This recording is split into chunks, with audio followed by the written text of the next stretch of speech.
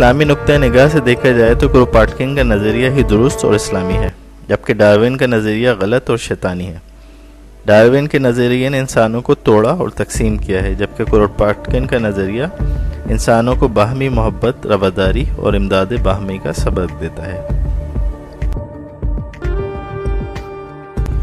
یہ وہی سبق ہے جو اسلام نے 1400 سال پہلے اور آدم علیہ السلام سے لے کر ہر پیغمبر نے دیا، کہ تمام نوع انسانی اللہ سبحانہ و تعالیٰ کا کنبہ ہے، اور ظاہر کنبہ محبت اور باہمی رواداری کے بغیر قائم نہیں رہ سکتا۔ مسلمان کو ایک جسم کی مانند قرار دیا گیا ہے، اگر پاؤں میں درد ہوگا تو پورا جسم درد کرے گا۔